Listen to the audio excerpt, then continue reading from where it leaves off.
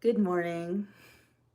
So I basically just rolled out of bed to find out that my amazing president is doing it again. President Trump has been live all morning. I wasn't even awake for most of it. I just kind of rolled out of bed to find out that the greatest president in our time has brought about peace in the Middle East.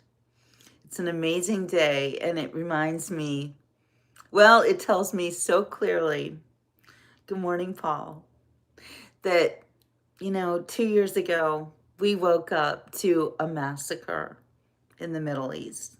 Hey, map ago, a total massacre. And today,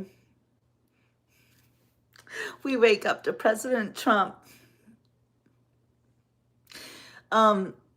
This right here today tells me that the Democrats, Biden, all of that was fake. All of that was just terrible. It was a stolen election, and it was to stop what is happening today. It was the difference between that was dark 2 years ago, and today we got the light. We got the light back. So without further ado, good morning, Paul. I am going to take you live. President Trump has been talking, so this is a little bit delayed by like 10 minutes. But President Trump is live right now in the Knesset addressing Parliament, Israeli Parliament. And Paul, why are you mad? What's Hell Day? Seriously, are you some kind of a warmonger? I don't get it. All right, Donna. Good luck. Praying for Candy surgery, and now I'm going to take you guys to listen to President Trump. So, hi, Lyric Boss. Okay, let's go. Let me just turn my camera around just a minute. Oops. Little technical situation here. All right. Yes, Murray. God bless President Trump.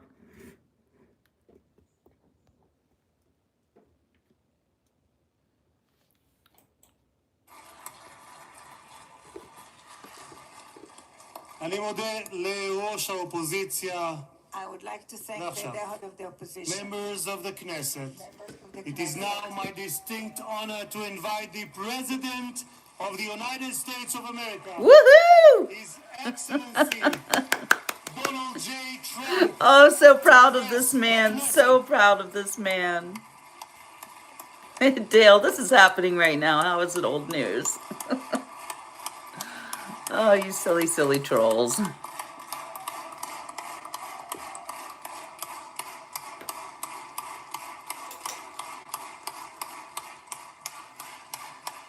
Thank you very much. Thank you. Thank you very much, everybody. It's a great honor. Nice place. Very nice place.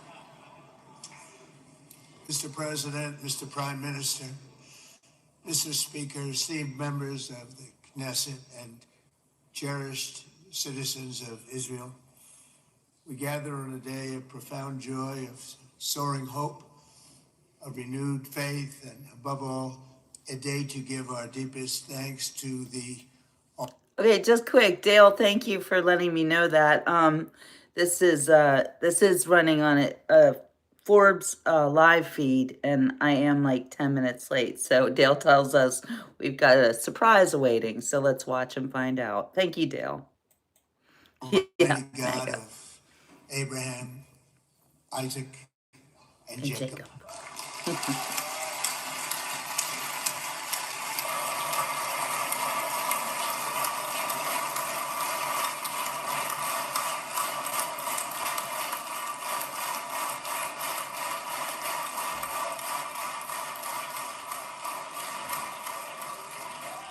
After After 2 harrowing years in darkness and captivity, 20 courageous hostages are returning to the glorious embrace of their families, and it is glorious.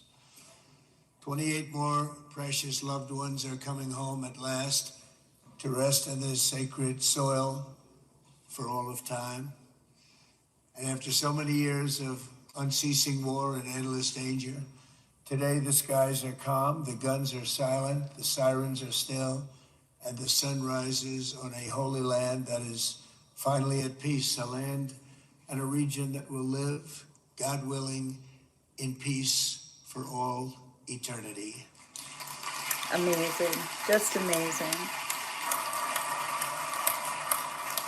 This is not only the end of a war, this is the end of an age of terror and death and the beginning of the age of faith and hope and of God.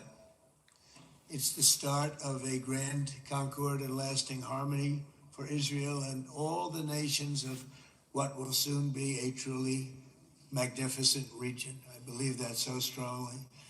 This is the historic dawn of a new Middle East.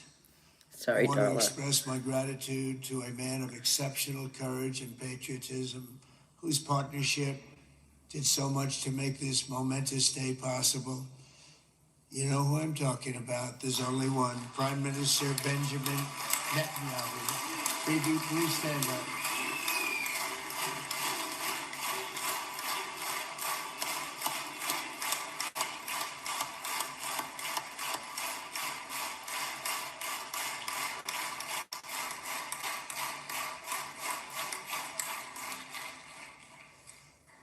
And he is not easy, I want to tell you. He's not the easiest guy to deal with, but that's what makes him great. That's what makes him great.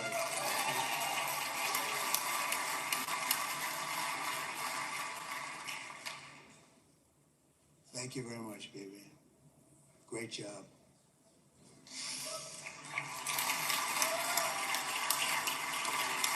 And let me also convey my tremendous appreciation for all of the nations of the Arab and Muslim world that came together to press Hamas to set the hostages free and to send them home. We had a lot of help. We had a lot of help from a lot of people that you wouldn't suspect.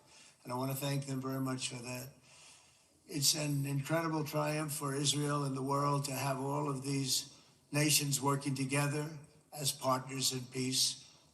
And it's pretty unusual for you to see that, but it happened in this case. This was a very unusual point in time, a brilliant point in time. Generations from now, this will be remembered as the moment that everything began to change and change very much for the better. Like the USA right now, it will be the golden age of Israel and the golden age of the Middle East. It's going to work together. I'd like to thank several great American patriots for their invaluable help in getting something done that almost everyone thought was absolutely impossible. We were wasting our time. So many people said, "You're just wasting your time."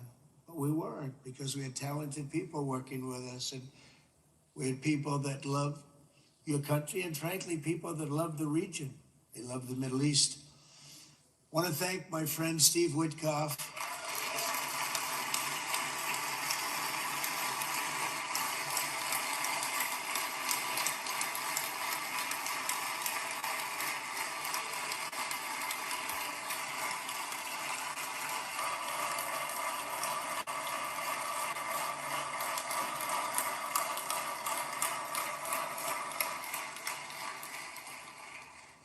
You know, Steve was chosen by me. He never did this before, but I know him as a few things. He was a great businessman, but I know a lot of great businessmen, to be honest with you. He had tremendous negotiating skills, but I know a lot of people that negotiate pretty well, although it is an art. But there are people that can negotiate pretty well. But most importantly with Steve, he's just a great guy. Everybody loved him. Everybody. I mean, I know some negotiators that are so good, but you wouldn't have had peace in the Middle East. would be in World War III right now with some of these guys. Everybody loves Steve, and they respect him, and they somehow can relate to him. I've known him for many years, and I've seen it over and over again. להוציא את חבר הכנסת עודה, להוציא אותו מהאולם, להוציא אותו מיד, החוצה, החוצה. Please expel this Knesset member. Please expel this Knesset member. Whoa, what's happening? להוציא את חבר הכנסת כסיף מהאולם. Expel Knesset member Kasif out of the hall. Please expel him immediately.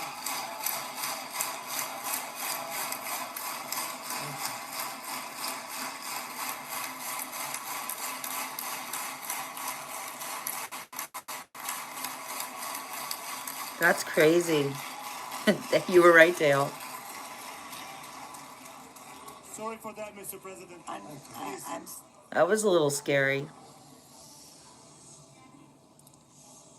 Thanks That to was Dale for very preparing efficient. us.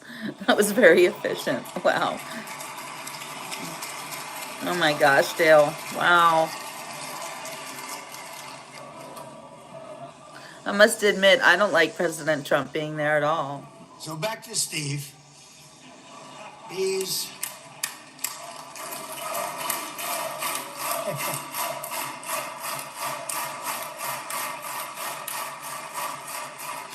but I tell one story because he was so involved, and then we called in Jared. We need that brain on occasion. We got to get Jared in here. We got to get a certain group of people. But Steve started this all by himself. I call him Henry Kissinger, who doesn't leak. Okay? Henry is a big leaker. He leaked. Steve doesn't leak. Steve just wants to get the job done. He wants to do what's right. But I'll give you just a quick story because, as you know, he's working on the war with Russia and Ukraine, a war that would have never happened if I were president. A shame. 7,000 young soldiers a week are being killed. More than that this last week. It's a shame that it never happened. But it did happen, and we won the race, and I took over this horrible war that's been raging, and I thought it would be easily settled. I thought it was a hell of a lot easier than doing what we just did very successfully with Israel and a lot of other people. But this came first, and we'll get that one. But I set up a meeting for him to meet with President Putin, thinking it would be a 15 or a 20-minute meeting. Steve had no idea about Russia, had no idea about Putin too much, didn't know too much about politics, wasn't that interested. He was really good at real estate, but he had that quality that I was looking for, and I didn't see it around in too many ways. And I set up the meeting with Putin, and I called. I said, is Steve finished yet? That was about a half an hour into the meeting. No, sir, he's not. He's still inside. This is in Moscow. I said, well, how's he doing? I don't know, sir. He's still inside. I called up an hour later. Let me speak to Steve. Sir, he's still with Putin. He's with President Putin. I said, wow, that's a long meeting, 1 hour. I called up an hour later. He was still with Putin. 3 hours later, he was still with Putin. 4 hours later, he started to get the word that he was going to be coming out soon. And in 5 hours, he came out. I said, what the hell were you talking about for 5 hours? And he says, just a lot of interesting things. We're talking about a lot of interesting things, including what he went in there for, but you can't talk about it for 5. You can talk about it for a certain period of time, and you know what you're getting. But that's a talent. That's a talent where you can do that. Most people I'd send in, number one, they wouldn't be accepted. Number two, if they were, the meeting would last 5 minutes. And that's what happens with Steve. Everybody loves him. They love him on this side. They love him on the other side. And he really is. He's a great negotiator because he's a great guy. So thank you very much, Steve. Very much.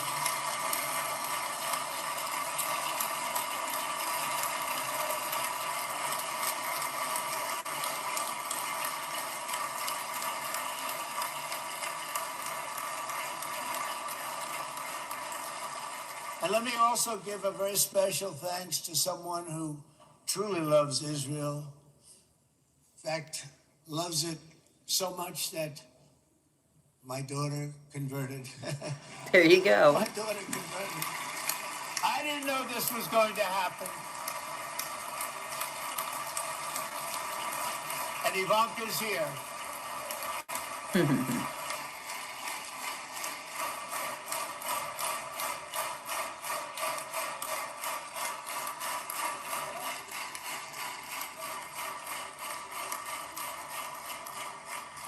And Bibi, you do know this was not in the cards for me. You understand that.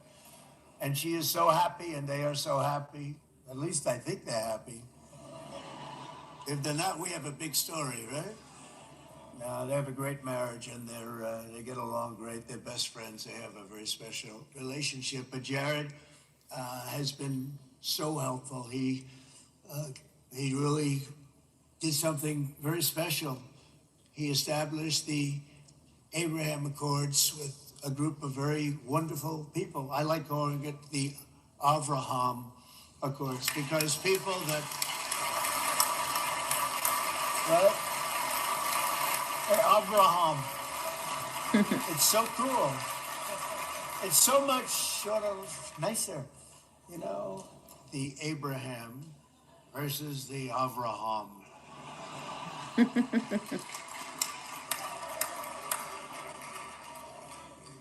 I just don't want to sound too sanctimonious when I do it, so, you know, I sort of split it up. This way we keep everybody happy. But we have some very great talent, and they have no excuses for anything that's taken place because we had some unbelievably good people working on this. And then you're going to add a man named Marco Rubio, who is also here. That's right.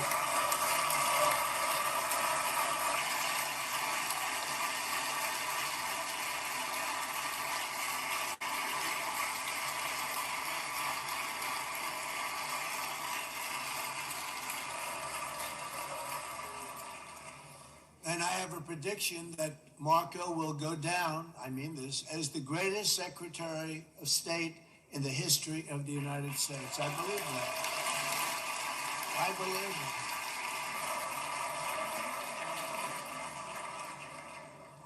it. And he and I, you know, we really fought it out. You remember, he was tough. He was nasty. Who the hell thought this was going to happen, Marco, right? And now I'm saying he's going to go down as the greatest. He will. He was always smart and sharp, and people respect him. And then we have somebody who's young, but an unbelievable leader. I saw it a long time ago, and he's turned out to be even better than we thought. Right, Susie? I think even better. And that's Pete Hegseth, who is our Secretary of War, formerly Secretary of Defense.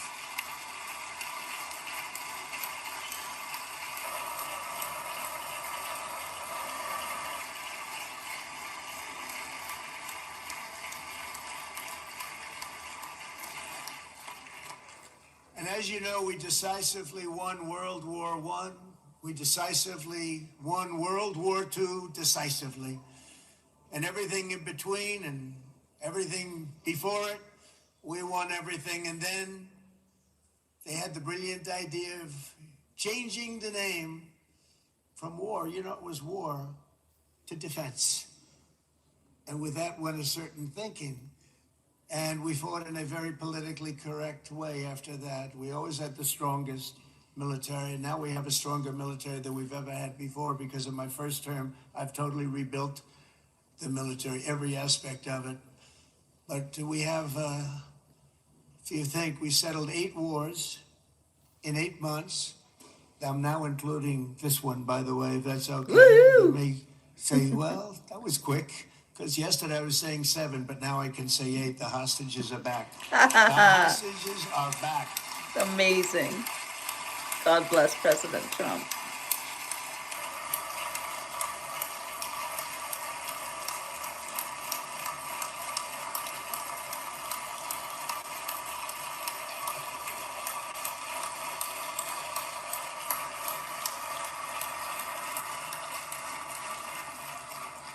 It is a good feeling. Isn't that nice to say? You know, I just said the hostage. First time I said the hostages are back. It feels so good to say it. But when you settle 8 wars in 8 months, that means you don't like war. Everyone thought I was going to be brutal. In fact, I remember Hillary Clinton during a debate, she said, look at him, he's going to go to war with everybody. And actually, she said, he's got a personality that's all about war. No, and my personality actually is all about Peace. stopping wars. And it seems to work. Most peaceful president ever in our lifetime, ever. But it also means this name change and our attitude that we're not going to go into a war. But if we do, we're going to win that war like nobody has ever won a war before. We will not be politically correct, but we're not going to be there. And I think, you know, as you mentioned, Bibi, before, peace through strength. And that's what it's all about. The United States has the greatest and most powerful military in the, right now, history of the world. I can tell you we have weapons that nobody's ever dreamt of. I only hope we never have to use them. I rebuilt the military.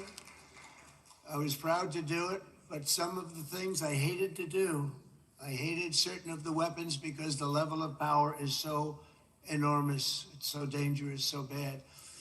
But we have to do what we have to do. We make the best weapons in the world, and we've got a lot of them. And we've given a lot to Israel, frankly. And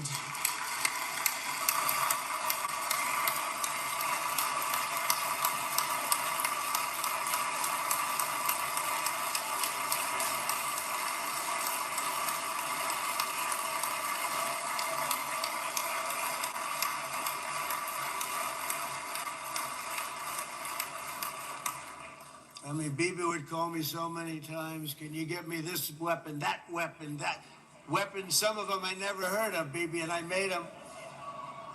But we'd get them here, wouldn't we? And they are the best. They are the best. But you used them well. It also takes people that know how to use them. And you obviously used them very well. But so many that Israel became strong and powerful, which ultimately led to peace. That's what led to peace. So as we celebrate today, let us remember how this nightmare of depravity and death all began. Yeah. 2 years ago, on the eve of the Simchat Torah holiday, thousands of innocent Israeli civilians were attacked by terrorists, and one of the most evil and heinous desecrations of innocent life the world has ever seen, the worst slaughter of Jews since the Holocaust. The cruelty of October 7th struck to the core of humanity itself. Nobody could believe what they were witnessing. The United States of America grieved alongside you, and we mourned for our own citizens who were so viciously taken that day. And to all the families whose lives were forever changed by the atrocities of that day, and all of the people of Israel, please know that America joins you in those two everlasting vows: never forget and never again.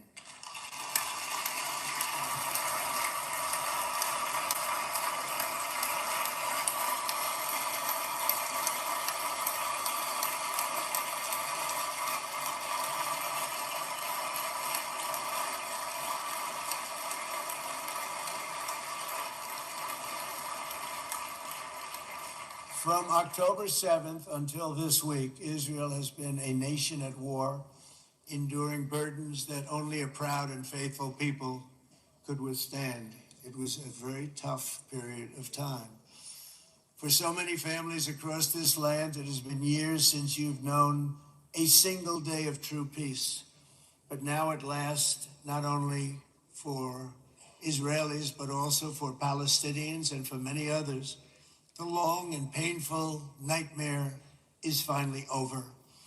And as the dust settles, the smoke fades, the debris is removed, and the ashes cleaned from the air, the day that breaks on a region transformed, and a beautiful and much brighter future appears suddenly within your reach. This is now a very exciting time for Israel and for the entire Middle East, because all across the Middle East, the forces of chaos, terror, and ruin that have plagued the region for decades now stand weakened, isolated, and totally defeated. A new coalition of proud and responsible nations is emerging. And because of us, the enemies of all civilization are in retreat. Thanks to the bravery and incredible skill of the Israeli Defense Forces and Operation Rising Lion,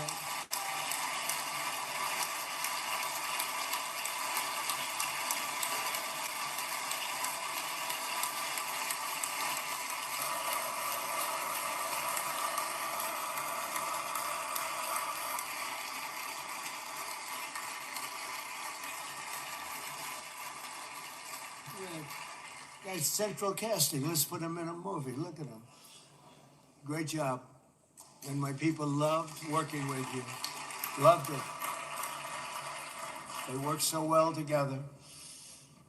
But many of Iran's top terrorists, including nuclear scientists and commanders, have been extinguished from this earth.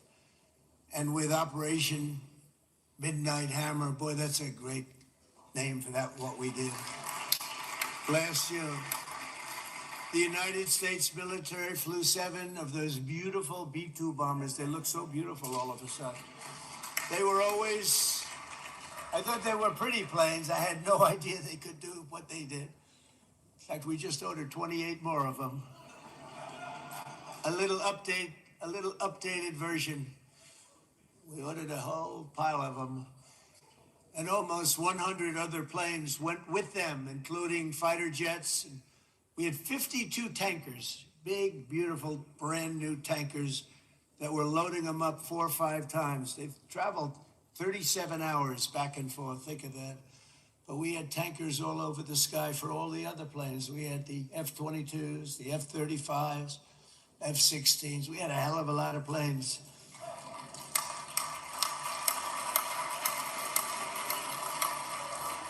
So we had 52 gas stations in the sky. That's what they call them. I'll tell you, I wouldn't want to be flying one of them. We have our great General Raisin Cain right here. General, stand up. This guy. What a general. Thank you.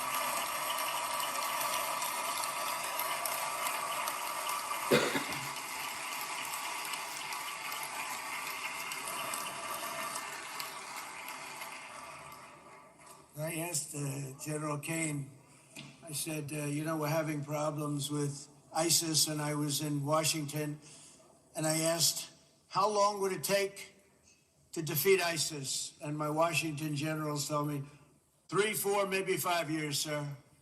I said, I don't get it. We got the best equipment in the world. Why? So I flew to Iraq, and I met with a man named Cain. I said, what's your first name? He said, they call me Raisin, sir. I said, wait a minute, your name is Raisin Cain? I've been looking for you for a long time. You gotta be kidding. So they told me 3, 4, 5 years to defeat ISIS. And I sit down with him and I say, why is it? I flew there in the dark of night. I landed, I'll never forget it. It's quite a trip. I'm glad I made it because I met him. I said, could I ask you, General? I come down, he's standing with another general and a sergeant. Everybody was like central casting. They could go into a movie right now. Between him and you guys over here, we could get rich making movies, okay? And they got along so great. That's the beautiful thing, that your military and our military, BB, got along so great. But I was told by the television generals in Washington, we have the best equipment in the world. Why is it taking so long? And they said, 4 years. I said, so let me ask you, Raisin, how long would it take you to defeat ISIS? Sir, we can do it in 3 weeks, but you'll probably have some time left over. I said, you gotta be kidding. What the hell are you talking about? They said 4 years. I said, well, sir, look, it's not my place to say, but you're asking me the question. What you have to do is you hit him from the west, you hit him from the north, you hit him from the south, you hit him above, you hit him below. I said, so why didn't they do it? And he didn't want to speak badly of his superiors, which is hard to believe they were his superiors. Should have been the other way around a long time ago, because he's the one that did Operation Hammer. It was flawless. It was flawless. It was absolutely flawless. And I said, so you really think you can do it in 4 weeks? Yes, sir, 100%. You have to do it differently than they were doing it. They were using one base and it was hundreds of miles away. And he says, we have all these portable bases all over the Middle East. And they didn't want to use them because they didn't want to offend the country where the portable, they wouldn't have even known what the hell the planes were going up, right? They wouldn't have known, but he said, no, they didn't want to defend anybody, offend anybody. And said, you sure about that? I'm going to call you back. I'll call you back on Monday. I'm going back to Washington. But you think 4 weeks? Yes, sir, I think we can do it in 4 weeks. We'll have time left over. So I call him on Monday. I say, you think you can do it? 4 weeks. I said, go ahead and do it. He did it. I'll tell you, he did it in 4 weeks, less than 4 weeks. So, General, stand up, please. Again, this is a real general. This is not a television general. He doesn't want to go on television.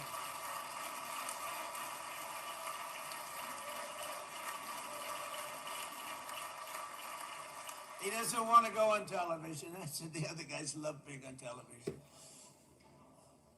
So we dropped 14 bombs on Iran's key nuclear facilities, totally, as I said, originally obliterating them. And that's been confirmed, and everybody understands it. Together we stopped the #1 state sponsor of terror from obtaining the world's most dangerous weapons. And if you think about it, if we didn't do that, and assuming we made the same deal that we have today, there'd be a dark cloud over this deal. And #1, it wouldn't happen because the other Arab and Muslim nations really wouldn't feel comfortable making the deal that we have now, right? If Iran had that nuclear weapon that they were about 2 months away from having. They would have had it in 2 months or maybe less than that. They were right at, this was our last shot. They looked at it for 22 years. This was our last shot. The pilots told me that. They said, 22 years, sir, they looked at it. Our predecessors looked, they studied it. 3 times a year we'd do drills on that exact attack. And boy, did they get it right. But let's assume they didn't, and let's assume there was large-scale nuclear weapons in the hands of Iran. We couldn't be here today. Even if we signed the deal, which we couldn't do because a lot of people would not want to have anything to do with it, we took a big cloud off of the Middle East and off of Israel.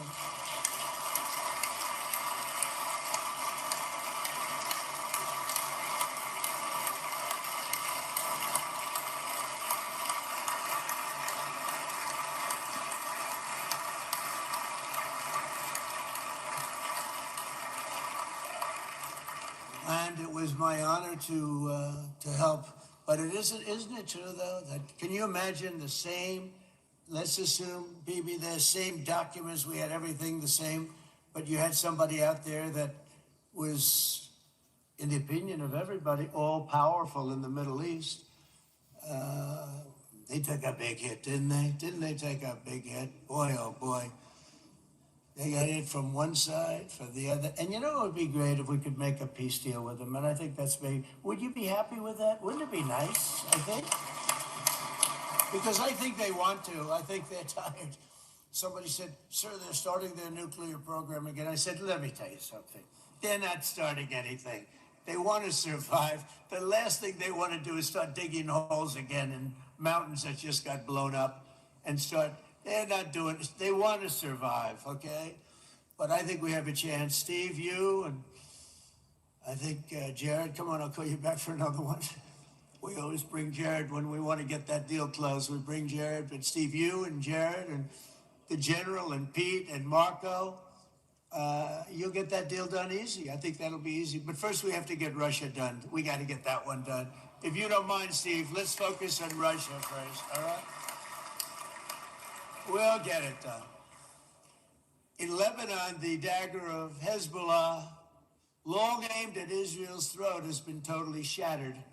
My administration is actively supporting the new president of Lebanon in his mission to permanently disarm Hezbollah's terror brigades. He's doing very well. and build a thriving state at peace with its neighbors. And you're very much in favor of that, I know. And it's good things are happening there, really good things. And with this week's ceasefire, we've achieved the most challenging breakthrough of them all, the most challenging breakthrough maybe ever. I mean, I've never seen anything like it. I've been involved in a lot of success. I have never seen anything like what's going on today all over the world. People are dancing in the streets, not just in Israel. They're dancing in the streets of countries that would have never danced in the street about what's happening today. They're dancing in those streets. So this long and difficult war has now ended. You know, some people say 3,000 years, some people say 500 years, whatever it is. It's the granddaddy of them all. And in an unprecedented achievement, virtually the entire region has endorsed the plan that Gaza will be immediately demilitarized, that Hamas will be disarmed, and Israel's security will no longer be threatened in any way, shape, or form.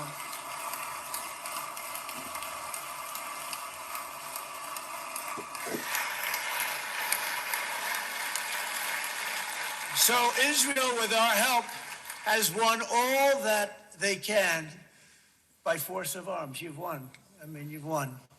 Now it's time to translate these victories against terrorists on the battlefield into the ultimate prize of peace and prosperity for the entire Middle East. It's about time you were able to enjoy the fruits of your labor, Mr. Opposition Leader. He's a very nice opposition leader. I think.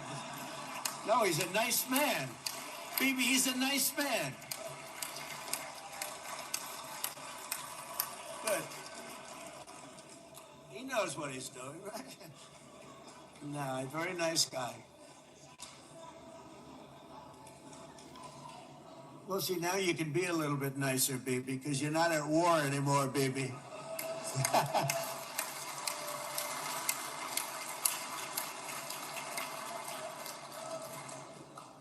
But only by embracing the opportunities of this moment can we achieve our goal of ensuring that the horrors of recent years will never happen again. You don't want to have to go through this again.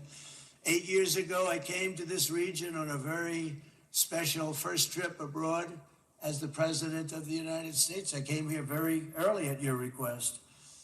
I addressed the leaders of the Arab and Muslim world gathered in Saudi Arabia and said that it was time to build a future free of the grip of extremism and terror. And interestingly, right now, as soon as I'm finished, I'm quite late. You've kept me quite late between opposition leaders and Bibi's brilliant but very long speech. I thought I was going to run up here, make a speech, and then head to Egypt.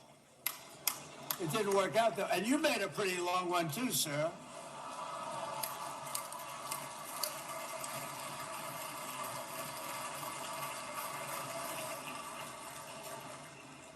But I liked what you all said. It could be worse. Supposing on top of it, I didn't like what you said. That would be no good, Ron, would it? Ron, you did a great job, by the way, Ron.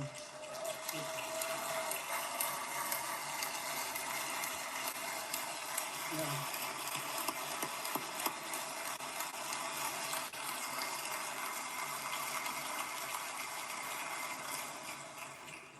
So I'm going to be meeting, actually, in a little while, I'm going to be meeting with the most powerful, the richest nations, really, in the world. Although now, with the tariffs, the United States is by far the richest nation in the world, as you probably have been reading.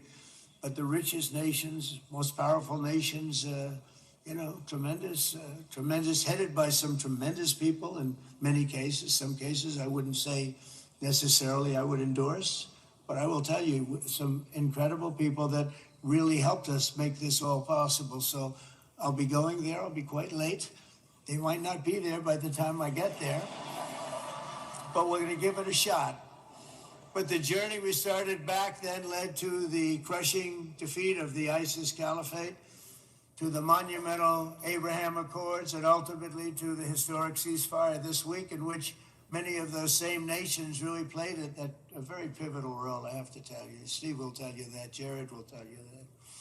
Together, we've shown that peace is not just a hope, that we can dream about. It's a reality we can build upon day by day, person by person, and nation by nation. And because of that, the Middle East is finally ready to embrace its extraordinary potential. You have extraordinary potential in this region. It should now be clear to everyone throughout the region that decades of fomenting terrorism and extremism, jihadism and anti-Semitism have not worked. They haven't worked. They've been a disaster. They've just killed. They've killed. They've backfired completely and totally. They've just totally backfired. Everything that you thought, take it, worst case, it's turned out to be worse than that. They have not worked. From Gaza to Iran, those bitter hatreds have delivered nothing but misery, suffering, failure, and death.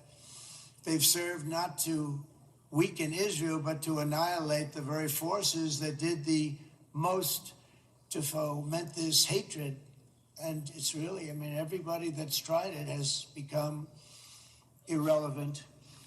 Meanwhile, we've seen those nations that set aside their differences, reached across ancient divides, and pursued engagement are now among the most successful in the region.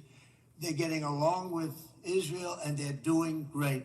And I can tell you the 4 nations that joined the Abraham Accords early on, and you'd all be doing me a favor, and I'm going to be saying this in a little while to some other friends, would love you all to, is this right, Jared? Join up in the Abraham Accords. We have to join up and get together. You can have that whole thing filled out. We had a very weak administration, worst president in the history of our country by far. And Barack Obama was not far behind, by the way.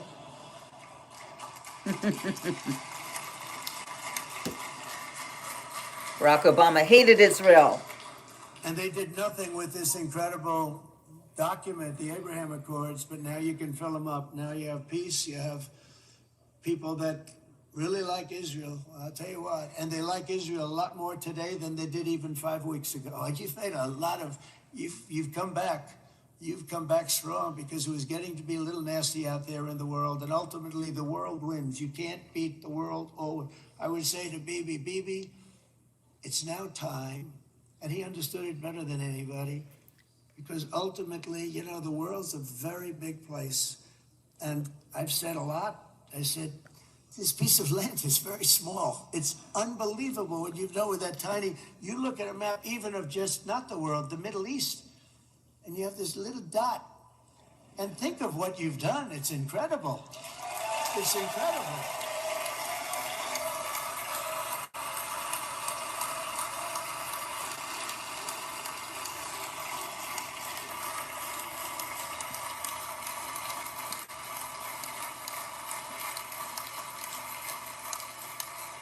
But the world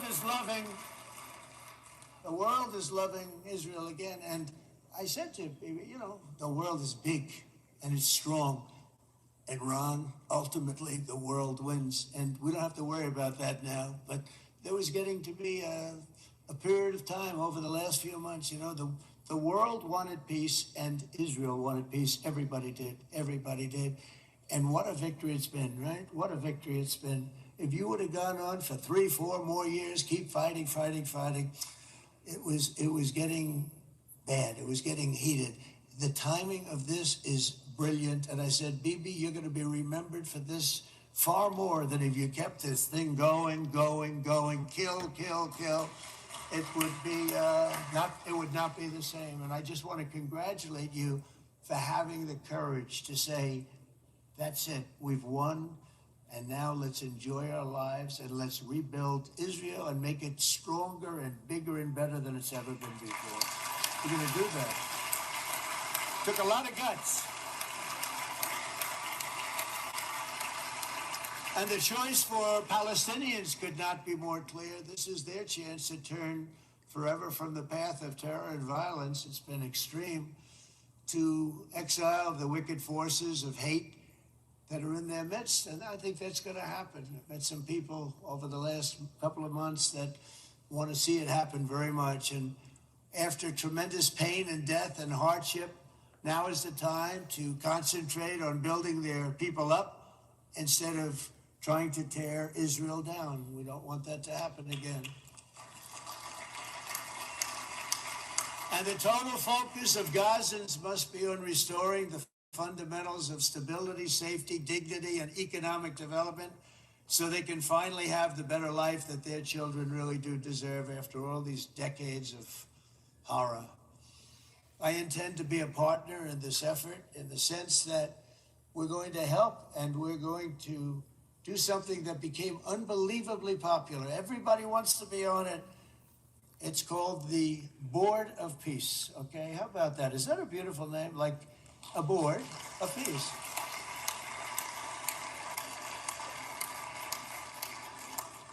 The only bad thing from my standpoint, every single nation involved has asked me to be the chair. And I'll tell you, I'm very busy. I didn't count on that. But you know what? If we do it, we'll do it right. And we have unbelievable power and wealth, because you're going to need wealth. You're going to need wealth to rebuild things. And they have wealth like few people have wealth. I want to thank the Arab and Muslim nations for their commitment that they've made to support a safe rebuilding of Gaza and beyond. I have many Arab countries, very wealthy countries, that came up and said, we'll put up tremendous amounts of money to get rebuild Gaza. And I think that's going to happen. The power, they want dignity, they want to come forward, and they want to say, and I want to say who they are, because what they're doing is going to be, I think, something that you're going to be very impressed with, Bibi. And you need that. You need the kind of economic power that they have, and they want to see it work. And they want to see it be safe, and they want to see it be good for Israel, too. And as much money as it will be, and it's a lot, as you can see, it's a lot. For these countries, it's relatively little relative to their worth. It's really a lot of money like most people could never even conceive, but for these countries, it's not that much, especially because it ensures success and stability in the Middle East, which is what they want to see. So many of them will be with us in Egypt in a little while, I think. I'm not sure. They may be gone. They may have taken their Boeing 747s and left. I said, what kind of a plane do you fly? 747. I said, that's a large plane. No, they may have. Steve, do you think they've left on their their brand new Boeing 747s? Or I don't know. We're going to find out soon. It's going to be a big story. There'll be 2 people left, and they'll be the 2 poorest ones.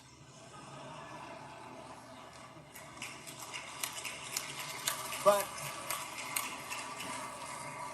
it will be the wealthiest and most powerful group of nations. So the group that we have assembled, that's waiting for us, is the wealthiest and most powerful group ever assembled at one time. There has never been a group like this. And they're only looking for good.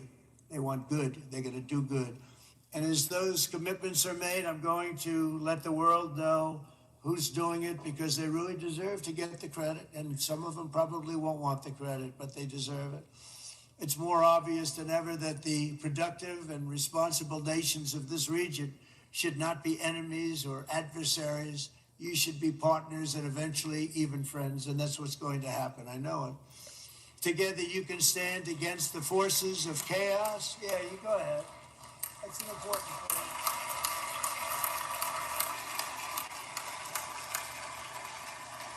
Because you can stand against the forces of chaos that threaten all of your interests, and it's always a big threat, and unleash incredible prosperity and opportunity for all the people of these lands. And that's what's going to happen. You're going to unleash numbers and success, the likes of which Israel has never been able to think of, because you're so firm, and you should be, and you've done the right thing in defending yourself. You're not going to have to worry so much about it. You've won, and now you can build, and you can do things that you never even thought possible. When you put that genius into doing something else, it's going to be something it's going to be a miracle. The miracle in the desert, it's going to be amazing. And it already is in a true sense. but it'll be wonderful when you can spend time thinking about other than war and defense and offense also. To that end, it's my firm hope and dream, frankly, that together the Abraham Accords will turn out to be everything that we thought they would. Those four countries were very, very brave in doing it. They did it at a very early point, and every single one of them benefits unbelievably financially. And if you noticed, even in this bad period that we just went through, they all remained a member of the Abraham Accords. They've done unbelievably well. And you know who you are, and I want to thank you. And they've stayed because of loyalty, but they've also stayed because it was really good business. They've made a lot of money being members. And you're going to all, I hope that every one of the countries that were seeking, Jared, I hope they join quickly. No games, no nothing. Just join, get it. It's going to be a great peacemaker. It's really going to bring it together beyond anybody's wildest dream. So instead of building fortresses to keep enemies at bay, the nations of this region should be building infrastructure to weave your commerce closer together, because you've got to compete with the big world out there in commerce now. It's a different kind of competition. Instead of making weapons and missiles, the wealth of this region should flow to schools and medicine, industry, and frankly, the new hot thing, artificial intelligence. It's a lot of intelligence you're going to have to be thrown off to pay back these sums of money that they're doing. But that's really the hot one. And I might say that the United States, a year ago, was a dead country. I say it to people. I heard it first from the King of Saudi Arabia. I then heard it from UAE. I heard it from Qatar. I heard it from many other countries. A year ago, the United States of America was a dead country. Now it's the hottest country anywhere in the world. It is the hottest. There's no question about it.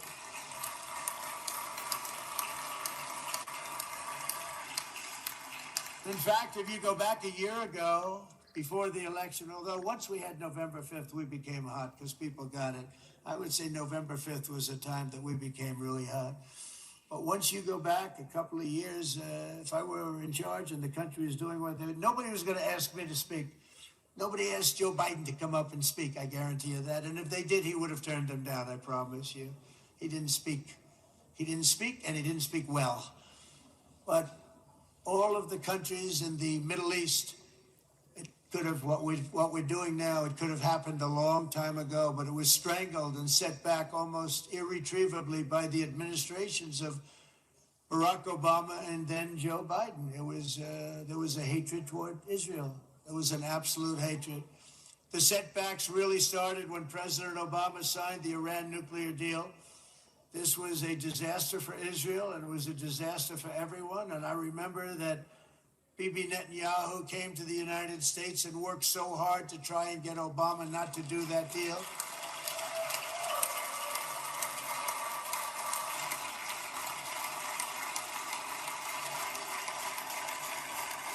He worked so hard.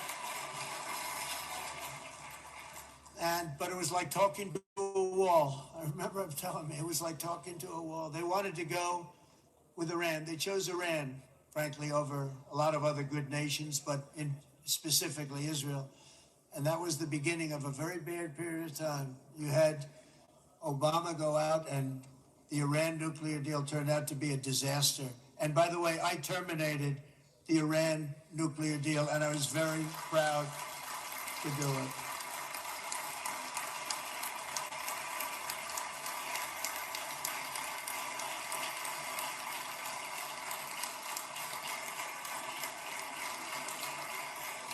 Yet even to Iran, whose regime has inflicted so much death on the Middle East, the hand of friendship and cooperation is open. I'm telling you, they want to make a deal.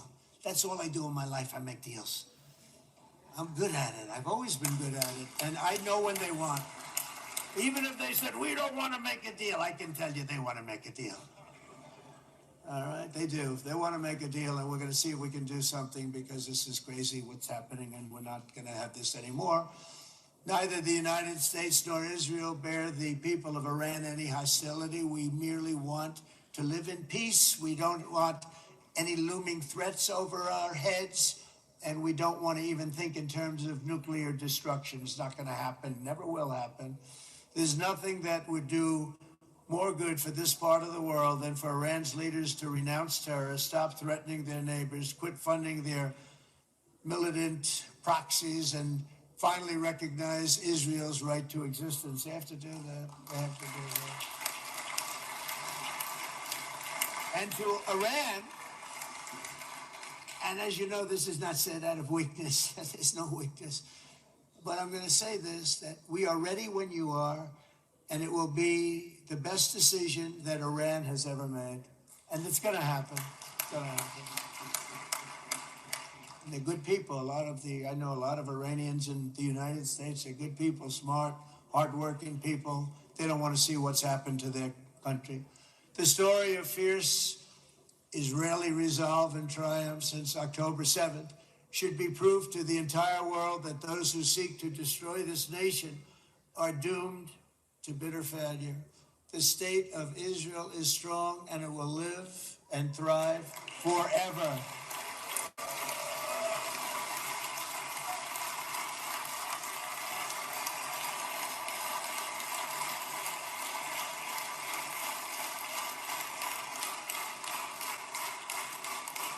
And that is why Israel will always remain a vital ally of the United States of America. Israelis share our values, field one of the world's most powerful militaries. You really do. You have an amazing, what a job you've done. And have one of the most innovative economies on earth. Those are just a few of the reasons why I'm proud to be the best friend that Israel has ever had. And they all say it in the White House. They all say it. I guess it's true because everybody says it, Bibi. You said it today. Thank you. But as president, I terminated the disastrous Iran nuclear deal, and ultimately I terminated Iran's nuclear program with things called B-2 bombers. It was swift, and it was accurate, and it was a military beauty. I authorized the spending of billions of dollars, which went to Israel's defense, as you know. And after years of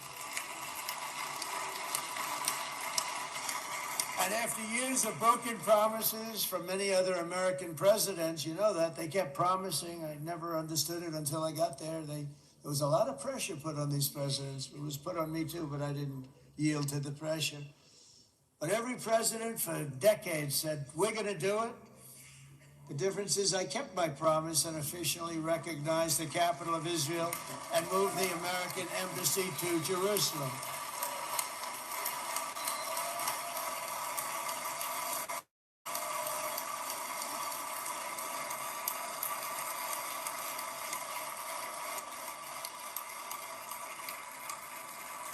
Isn't that right, Miriam? Look at Miriam. She's back there. Stand up, Miriam. Stand up.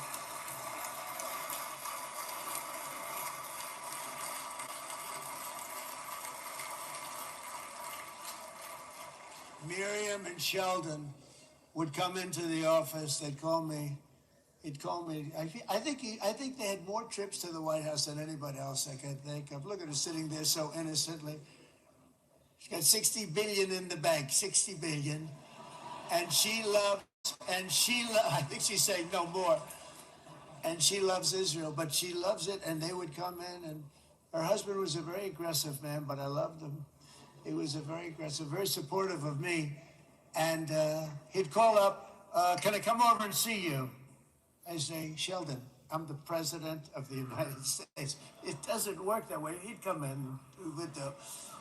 But they were very responsible for so much, including getting me thinking about Golan Heights, which is probably one of the greatest things to ever happen to Israel.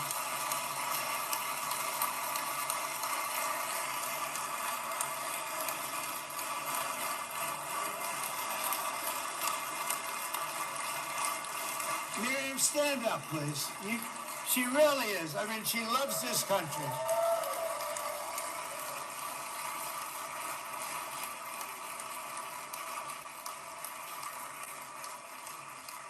loves this country. Her and her husband are so incredible. We miss him so dearly. But I actually asked her, I'm going to get her in trouble with this, but I actually asked her once, I said, so Miriam, I know you love Israel. What do you love more, the United States or Israel? She refused to answer. That might mean Israel, I must say. We love you. Thank you, darling, for being here. That's a great honor. Great honor. She's a wonderful woman. She is a great woman. I've always stood for the people of this community, and I always will. I'll always be with you. I'm always going to be with you. I guess maybe something could happen to change my mind. Somebody that's really stupid gets into office and wants to do really bad things, but that's about it. And we don't think we're going to have that happen. I hope we're not going to have that happen. And this man is a good man right here. These two men are good men right here.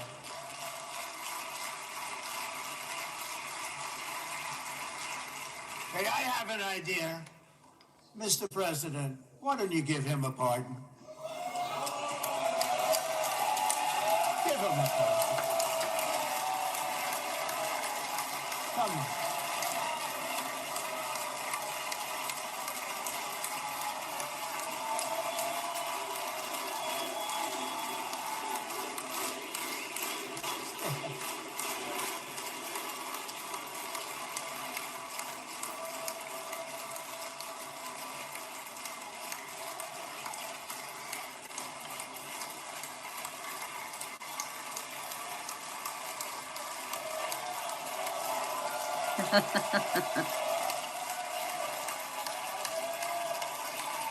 Our amazing President Trump. This is so historical, Derek. You're so right. This is amazing. By the way, that was not in the speech, as you probably know. But I happen to like this gentleman right over here, and it just seems to make so much sense. You know, whether we like it or not, this has been one of the greatest wartime presidents. This has been one of the greatest wartime presidents. And cigars and champagne, who the hell cares about that?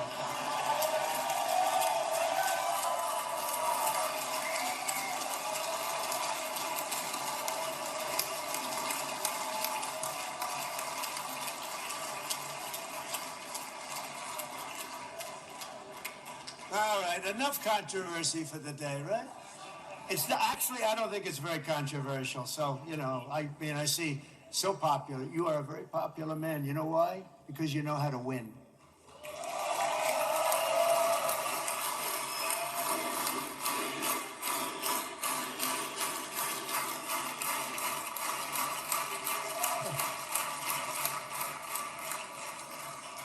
Over the past 2 years, I've met many of the families of the Israelis taken hostage and those that were taken hostage. Unbelievable. I've looked into their eyes. I've seen the worst nightmares of their suffering, but I've also seen something else, the beautiful love of the people, the love of people, frankly, that hold things together, the love that gives you the courage to carry on through thousands of years of persecution and repression, and to emerge with the heart of David. It's the heart of David. It's that love that's defeated the enemies of civilization, built this incredible country and this unbelievable economy, and forged one of the great democracies of the world. That is why it's a true honor to stand here today and address this assembly in your ancient and eternal now capital, Jerusalem. I'm proud to have helped in that regard. This city and this nation stand as living proof that a much brighter future for this entire region is truly within our grasp. For thousands of years, Jerusalem has been a home to Christians, Jews, Muslims, and people of all ethnicities and creeds. This is the holy center of the world's three great Abrahamic faiths.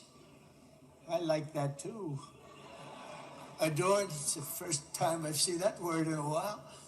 Adorned with their sacred sites and alive with their pilgrims and visitors from every corner of the globe.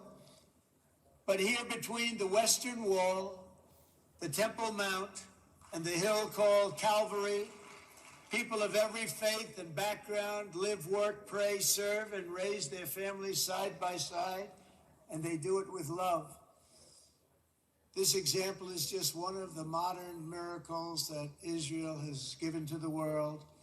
And just in closing, the leaders in this chamber know better than anyone else the challenges of this harmony, and it's been easily won. No, it hasn't. It has not been. It's been so tough, but it has been, some say, a miracle. What you've done is a miracle. Look at your size. Look at your chances when it all started. And you know, if you think about it, you're safer today, stronger today, and more respected today than at any time in the history of Israel. Think of it.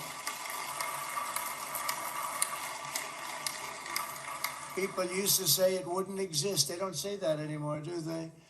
Yet if safety, security, and coexistence can thrive here in the winding alleys and ancient paths of Jerusalem, then surely peace and respect can flourish among the nations of the broader Middle East. The God who once dwelled among his people in this city still calls us, in the words of Scripture, the turn from evil and do good, to seek peace and pursue it. So he still whispers truth into the hills and knolls and valleys of his magnificent creation, and he still writes hope into the hearts of his children all over the world. And that is why even after 3,000 years of pain and conflict, the people of Israel have never given up from the threats of Zionism, from all sorts of threats. You want the promise of Zion. You want the promise of success and hope and love and God. And the people of America have never lost faith in the promise of a great and blessed future for all of us. From the very first day that modern Israel was founded, we have stood together through thick and thin of setbacks, and through victory and defeat, through glory and heartache. We have built industries together. We have made discoveries together. We have confronted evil together, and we have waged war together. And perhaps most beautifully of all, we have made peace together. And this week, against all odds, we have done the impossible and brought our hostages home.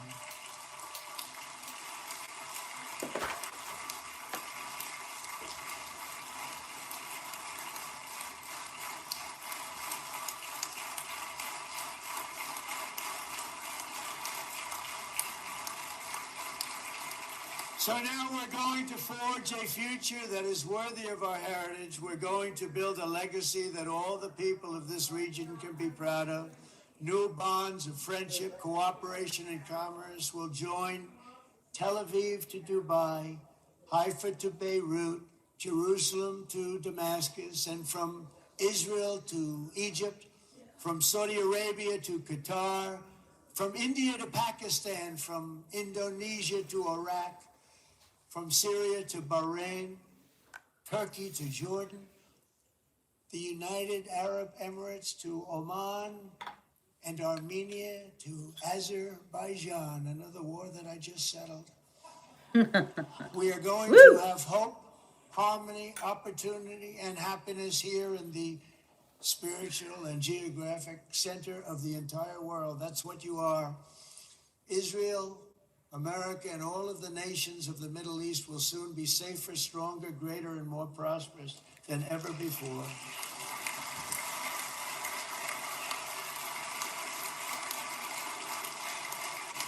And I want to thank you all once again for this exceptional honor. This has been truly an honor. It's seldom that a president is invited to do this. And I love Israel. I'm with you all the way. You will be bigger, better, stronger, and more loving than ever before. Thank you very much. God bless you. God bless the United States of America. And God bless the Middle East. Thank you, everybody. Good luck. Thank you very much. Thank you.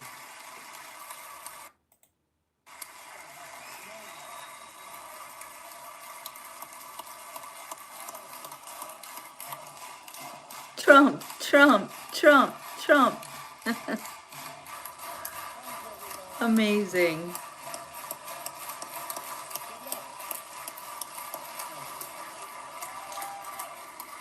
I love when he does the fist bump.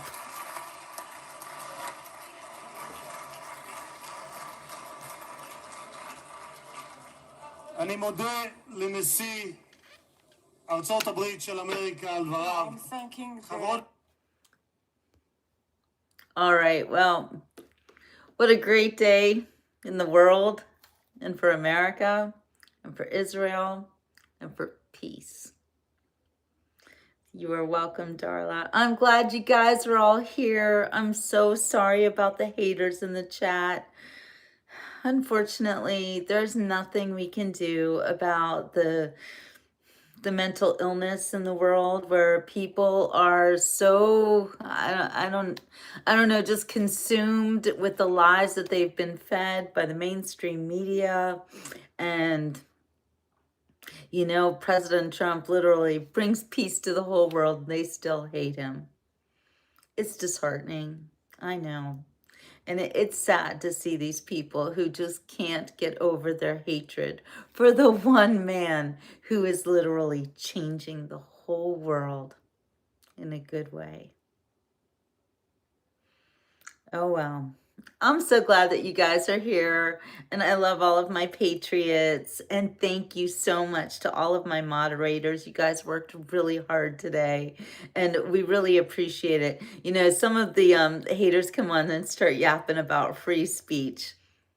Well, there is no free speech when the speech that you're putting out is just full of lies, innuendo, and quite frankly, filth and debauchery. There is no place for that, and definitely not on the Beach Report. So, yeah, there's no free speech here if your free speech damages other people. It's just not necessary. So, on the Beach Report, we try to be peaceful, happy, loving, and make America great again. Because we love this country, we love the whole world, and we want everybody to succeed. So, all right, you guys. And thank you, Dale, for letting me know that stuff was going to happen. I appreciate each and every one of you. Thank you so much for watching the Beach Report. If you have not yet subscribed, I ask that you do, because it keeps my channel going. And I really need your help to do that. So tell all your friends. Let's make the Beach Report a place for good things to happen. Okay. Yes, Murray, make America great again. Love you, Gloria. All right, you guys. So good to see everybody this morning, bright and early. I just literally rolled out of bed and I was like, what's happening in the world? So I'm glad I was able to cover this. I will see you all on the next Beach Report. You're so welcome, David. I'm glad that I can do this for everybody. All right, you guys, have a wonderful rest of your day. We'll see you on the next Beach Report. Probably going to have another one later this afternoon, so stay tuned. Ciao for now. Go Steelers.